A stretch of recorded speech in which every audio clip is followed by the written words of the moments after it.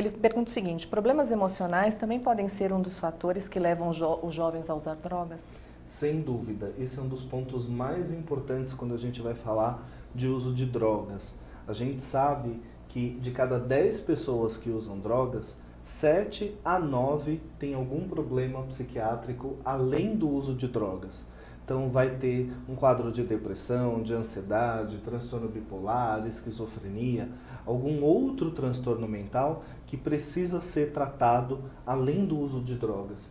Então sim, a presença de um transtorno mental é um fator que pode ser causa ou consequência do uso de drogas. Mesmo o tabaco, né? Tem vários psiquiatras, como o Wilmer Botura, o Eduardo Ferreira Santos, que dizem que o uso do tabaco mascara uma depressão, sim ou sim, né? E que quando a pessoa já está dependente, sim, ela teria um quadro depressivo a ser tratado com a retirada do tabaco.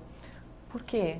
O que o tabaco faz? Que faz com que as pessoas que são deprimidas usem e se sintam melhor, não melhorem, se sintam melhor. Cada vez mais as pesquisas têm avançado no sentido de mostrar que o tabagista ele tem o mesmo perfil que o dependente de qualquer outra droga.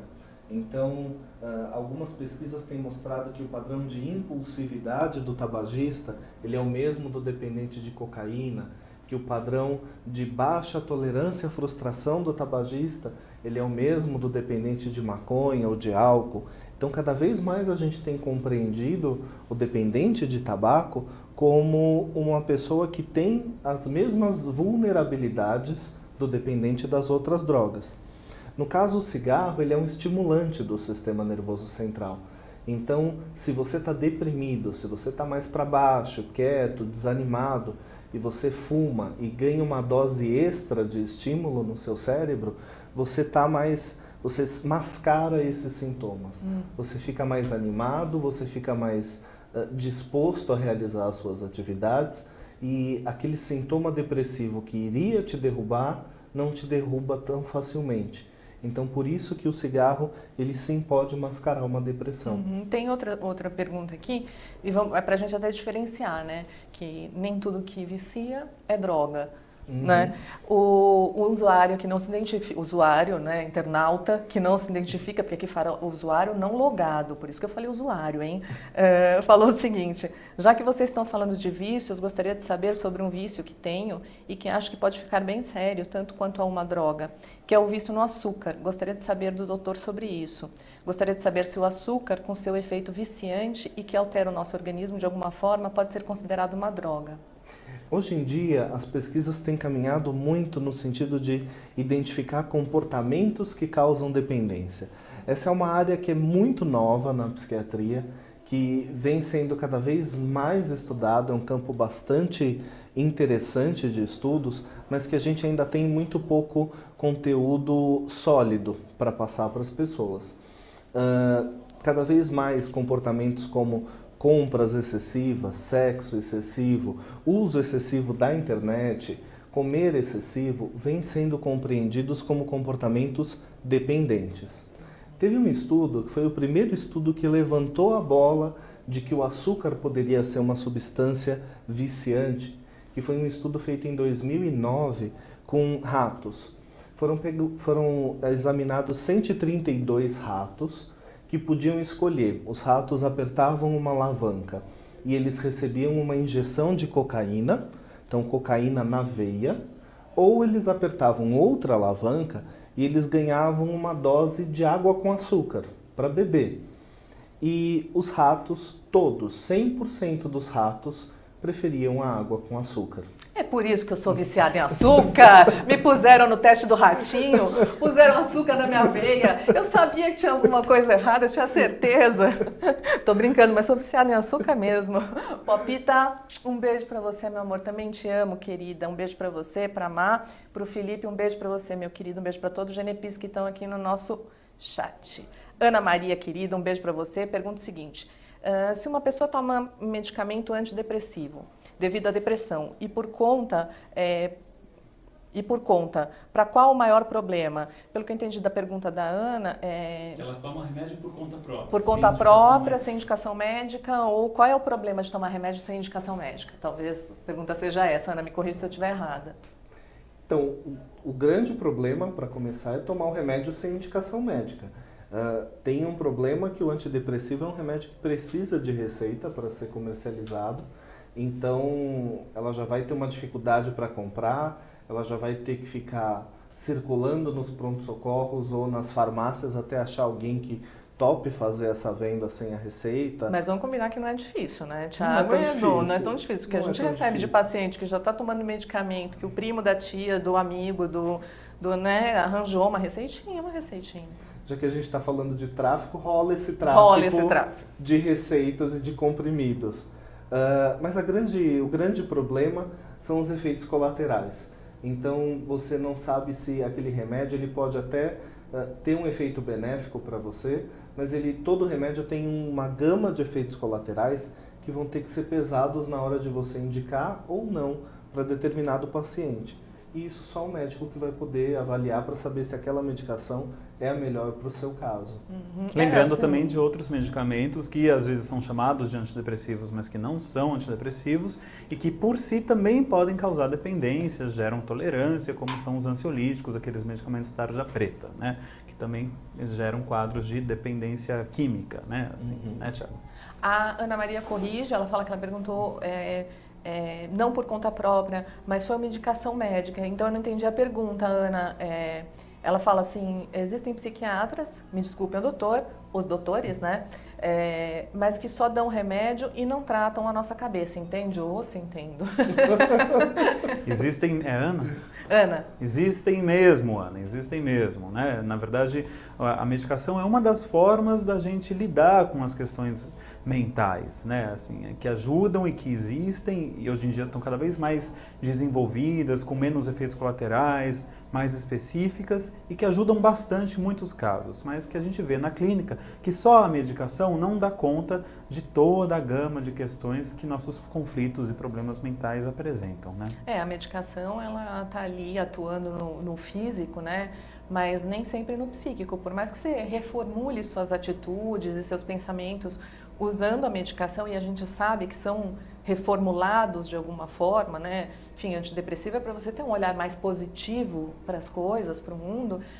Isso não quer dizer que você consegue manter esse olhar positivo, mesmo que você tenha tomado um tempo de antidepressivo, caso você tire o antidepressivo. Isso precisa ser trabalhado em terapia, como olhar a vida de uma outra forma, sentir mesmo a vida de uma outra forma.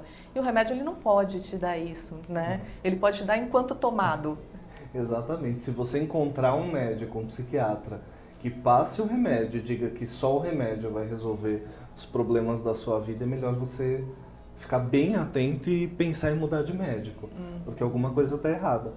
Na medicina toda, o trabalho não se faz sozinho, e na saúde mental, na psiquiatria, menos ainda. Tiago, eu queria te perguntar uma coisa, saber o que você pensa, né? Porque é sobre a questão das drogas, e não só das drogas, mas de tudo que gera prazer pra gente, né? Então daí entra o açúcar, entra o chocolate, entra o sexo, entram as compras, né? E as drogas também, que levam a gente para um estado sensorial diferenciado, que tem experiências sensoriais diferentes.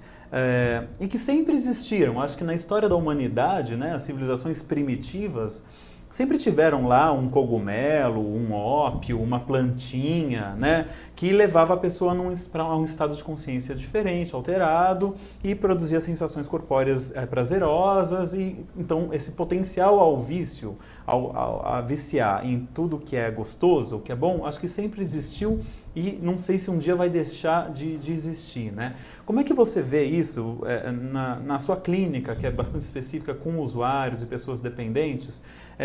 Como que as pessoas trafegam no se livrar de um vício? Assim? É condição se livrar de um vício e de repente se apoiar em outro? Isso é uma questão bem complexa, é uma questão central do tratamento e acho que tem tudo a ver com o que a gente estava falando agora sobre desenvolver novos comportamentos que a Renata colocou, mudar hábitos de vida. Sem dúvida nenhuma, esse é um perigo do tratamento. Então, se você foca muito na questão de fazer o paciente parar de usar drogas, você tem o risco real de que o paciente pare de usar as drogas e troque esse comportamento por um outro vício, que pode ser o vício em compras, pode ser o vício em jogo, pode ser o vício em internet. Eu tenho um paciente que no primeiro final de semana sem crack, ele foi de bicicleta de São Paulo até Ribeirão Preto. Então, assim, foram muitos quilômetros de bicicleta, porque ele precisava extravasar aquela angústia de outra forma, e a gente sabe que exercício físico dá prazer. Exercício físico libera substâncias no cérebro que geram uma reação semelhante à das drogas. Então, esse paciente, ele estava fazendo uma substituição. É mais saudável andar de bicicleta do que usar crack, mas pode ter tantos problemas quanto. Ele pode ter lesão, ele pode desidratar, ele pode desmaiar na estrada. Pode ser atropelado. Pode ser atropelado. Então, assim, é importante que a gente trabalhe com o paciente, não essa substituição da dependência, mas que a gente possa investigar de onde vem essa necessidade de um comportamento compulsivo. Por que ele não pode se engajar em várias atividades diferentes que tragam prazer? E por que tem que ser uma atividade só, de forma tão direcionada, tão centrada? Isso é uma coisa bastante bacana que eu queria te perguntar também. Quando é que você acha que o excesso se torna excessivo, né? Porque acho que excesso, todos nós precisamos de um excesso de vez em quando, porque senão a vida fica chata, fica monótona, impossível de ser vivida, né? Então, quando é que os excessos se tornam prejudiciais, se tornam excessivos e se tornam uma dependência? Eu acho que o grande ponto é o estreitamento da vida. Esse é um dos critérios para a gente diagnosticar a dependência. E quando você tem a sua vida fechada e delimitada por aquela condição, então a minha vida é só usar cocaína, a minha vida é só comprar, a minha vida é só andar de bicicleta. Então toda a minha vida se resume a esse excesso, aí mora o problema. Aí existe uma situação que exige um tratamento, que exige um cuidado. Então, nesse caso, é necessária ajuda profissional. Um bom parâmetro que eu costumo dar em consultório é quando aquele vício ou o hábito repetitivo de fazer aquilo, comer açúcar, exercício, qualquer coisa do tipo, se torna aprisionante. Então, quando você deixa de fazer outras coisas, é natural você deixar de fazer alguma coisa para ir na academia, certo? Mas quando você deixa de fazer coisas que você sabe que são coisas importantes, né? Como ir para o trabalho, como... A Ana até brincou, voltando no que você estava falando de divisão dos vícios, né, ou dos hábitos. A Ana falou assim, mas como é que você pode ser viciada em açúcar e ser magra? Muito exercício, né? Um vício junto com o outro. Mas na verdade não é isso. É dividir, Ana, os prazeres, né? Se açúcar dá prazer, ótimo, mas exercício também dá prazer. Mas falar com uma amiga também dá prazer. Mas apresentar o programa também dá prazer. Por que que a gente precisa ficar só com uma fonte de prazer? Aí sim eu entendo que você está viciado naquela fonte de prazer. Exatamente. Acho que esse exemplo que você deu agora foi perfeito. Então eu posso sair para comer uma bomba de chocolate e depois eu vou para a academia, e depois eu vou sair para conversar com uma amiga e eu obtenho prazer em todas essas situações. Eu não tenho uma restrição, nada me limita. Eu não deixei de comer a bomba e de conversar com a amiga para ficar todo o tempo só na academia. Ou eu não deixei de ir para a academia e conversar com a amiga para ficar comendo 3, 4 bombas. Então eu tenho uma gama de atividades que me dão prazer na vida. E olha como é muito mais legal você não ser dependente de uma só, né?